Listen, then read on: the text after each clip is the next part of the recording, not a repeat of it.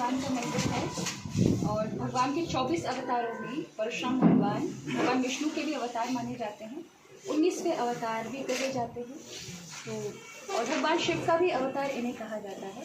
और बहुत बड़ी बात है कि झारखंड की भूमि पर और इस क्षेत्र में भगवान परशुराम का एक ऐतिहासिक पौराणिक तरह से शास्त्रीय मर्यादा के अनुसार मंदिर का निर्माण हुआ है और उसके अंतर्गत 7 दिवसीय शिव महापुराण कथा का आयोजन है, जिसमें भगवान शिव की महिमा, साथ में परशुराम भगवान की भी महिमा प्राय बहुत लोग कम जानते हैं। परशुराम भगवान के विषय में तो इतना सबको पता है कि 21 बार क्षत्रियों को उन्होंने भूमि से विहीन किया धर्म के लिए, किंतु बाकी उनके जन्म के विषय में, उनके कार्य के विषय में, उनकी पूजा पद्धति के विषय में और हमारे जीवन में उनके क्या आदर्श स्थापित होने चाहिए, क्रोध को नियंत्रण करना, ये परशुराम भगवान सिखाते हैं।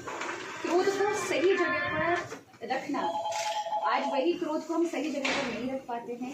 हम अपने क्रोध को अपने घर में, बच्चों पर या जहाँ हमको लगता है बहुत सहूलियत से इन पर क्रोध किया जा सकता है, इनका प्रत्युत्तर नहीं मिलेगा, वहाँ पर क्रोध करते हैं। जहाँ पर आक्रोश करना चाहिए, जहाँ गलत हो रहा हो, अधर्म हो रहा हो, अनैतिकता हो रही हो, वहाँ हमारा क्रोध नहीं निकलता, वहाँ हम एकदम चुप हो जाते हैं, मौन हो जाते हैं। तो परशुराम वहाँ सिखाते हैं कि किस प्रकार से क्रोध को किस जगह पर, आक्रोश की जगह पर उपयोग करना चाहिए। तो वही भगवान परशुराम का स्वरूप अवतार है। सभी 24 अवतारों की एक मर्यादा है, जिनमें हमारे यहाँ धर्म को मुख्य रूप से पूजा माना जाता है और आप सबको पता होगा राम और कृष्ण है। बाकी 24 अवतारों में अलग अलग जगह जहाँ प्रधान क्षेत्र हैं वहाँ पर उनकी पूजा है। जैसे मत्स्य भगवान के आप प्राय मंदिर नहीं देखोगे, कुम्र भगवान के मंदिर नहीं देखोगे, वराह भगवान के मंदिर नहीं है, नरसिंह भगवान के मंदिर है, लेकिन दक्षिण भारत में नरसिंह भगवान के मंदिर हैं। हमारे मथुरा के अंदर वाराह भगवान का भी आदि वाराह का मंदिर है। तो प्राय जिन लोगों ने अवतारों की उतनी मुख्यता नहीं समझी, वहाँ मंदिरों का उपयोग नहीं किया। रामकृष्ण पूरी बहुत अत्यधिक विशेषता दी क्योंकि पूर्ण अवतार थे। इन्होंने संसार में रह करके सभी प्रकार के धर्मों को और सहजता के साथ जीवन जीना सिखाया।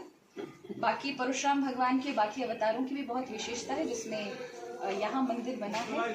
तो मुझे ये विशेष हर्ष है कि यहाँ के पूरे जन समुदाय में, क्षेत्रवासियों के जीवन में इसका काफ़ी असर होगा, जीवन में प्रभाव होगा।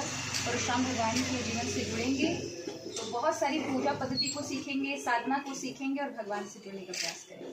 आज देश में कथा ज़्यादा जगहों पर हो रहा है, ज़्यादातर लोग इसमें शामिल हो रहे हैं, लेकिन धरती पर पाप की संख्या ज़्यादा बढ़ रहा है। गौ हत्या, तरह तरह की बहुत सारे चीज़ आज कम ही नहीं, बल्कि ज़्यादा हो रहा है, जबकि कथा ज़्यादा हो रहा है। कितने लोग कथा को ढंग से सुन पा रहे हैं, इस पर भी बहुत विशेष देना, सोचने वाली बात है। कथा तो हो रही है, लेकिन कथा को कितने लोग आचरण में उतार रहे हैं। अगर वही अच्छे से सुने तो आज सत्संग से आप देखिए, अगर कहीं कुछ गलत चीज़ें करनी हो, कोई रंगमंच लगाना हो, तो तमाम क्षेत्रवासी उसमें जुड़ जाएंगे। लेकिन भगवान की कथा हो रही हो तो वो अनुदान दे सकते हैं, लेकिन अपना शारीरिक और मानसिक सहयोग नहीं देते। तो कैसे आप बदलाव कह सकते हैं कि वह बदलाव हो सकता है? तो आचरण में कथा को होना बहुत आवश्यक है। हम लोगों में अवेयरनेस लाने के लिए क्या किया जा रहा है आप लोगों के संगठन के द्वारा, या जहाँ जहाँ आप कथा प्रवचन करती हैं तो लोगों को क्या मैसेज देती हैं? मेरा एक ही है कि आप सनातन धर्म की जड़ों से जुड़े रहिए और सब में एकता की भावना रखिए। आज हमारे सनातन धर्म के अगर बिखराव का कारण है, विघटन का कारण है, तो वो हमारा आपसे जुड़ाव ना होने के कारण। ये अध्यात्म ही है जो आपको आपस में आंतरिक रूप में जोड़ सकता है। वरना आप चाहे कितनी भी समानता लाने की कोशिश करें, बहुत सारे, भारत ही नहीं पूरे विदेशों में, विश्व भर में समानता के कितने सारे कानून लेकर आए, आर्थिक स्थिति में सबको समान करने की बात कही गई, कहाँ समान हो सकती? सबकी बुद्धि अपनी अलग अलग है। कोई व्यक्ति विशेष परिश्रम करके 1 लाख कमाए और वही कोई व्यक्ति उतना परिश्रम भी ना करे, बुद्धि में न लगाए और उतने ही पैसे कमाए और समानता किसी का 1 लाख छीन करके उसको बराबर करना चाहे, तो किसी के साथ अनैतिकता हो सकती है।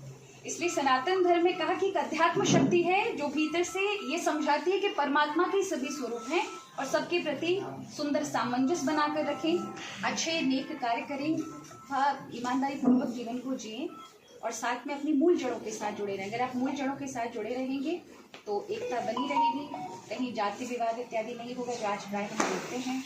और आर्थिक इत्यादि भी नहीं संकट इत्यादि होगा। हम सभी एक साथ मानवता के नाम पर आएँ